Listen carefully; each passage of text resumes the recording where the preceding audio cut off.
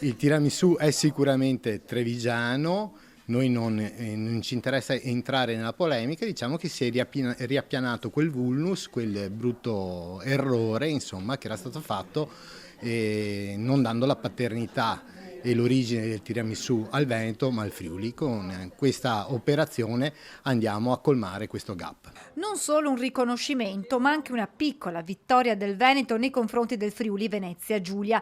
Tra le due regioni infatti esiste una lunga contesa sulla paternità del tiramisù tra Tolmezzo e il ristorante Le Beccherie di Treviso. Qui diciamo è un po' istituzionalmente, presumo, posso dirlo, la casa di questo dolce dove tutto ebbe inizio. È vero che il Friuli era partito prima di noi, però insomma la storicità del tiramisù di Treviso è nota. Una disputa che si era riaccesa 7 anni fa, quando il dolce a base di savoiardi, caffè, uova e mascarpone venne iscritto nel PAT tra i prodotti tipici friulani. La scorsa estate il Festival della Cucina Veneta ha lavorato all'elaborazione di un ricco dossier sulla storicità di diversi cibi, dalla soppa coada alla pearà al tiramisù appunto. Una ricerca storica che è andata a sancire la storicità di ben superiore ai 25 anni di una serie di prodotti agroalimentari tradizionali che sono stati finalmente iscritti nell'apposito elenco dal Ministero dell'Agricoltura, Sovranità Alimentare e Foreste, quindi al Ministro Lollobrigida. Con questo riconoscimento da parte del Ministero, il Veneto raggiunge i 400 prodotti agroalimentari tradizionali,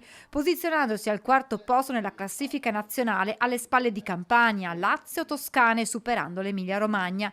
Abbiamo voluto riportare a Treviso il tiramisù che appartiene a Treviso e rispetto al Friuli e Venezia Giulia noi siamo partiti prima nella promozione di questo dolce che grazie a noi è riconosciuto a livello internazionale, spiega l'assessore Canera. Ci mancava l'ultimo tassello del riconoscimento formale all'interno dei prodotti agroalimentari tipici. Oggi è stato riconosciuto anche a livello ministeriale come tiramisù di Treviso. Quindi diciamo che dal punto di vista dell'attrattività turistica eravamo già sopra tutti. Oggi con questo ultimo tassello abbiamo questo riconoscimento ufficiale.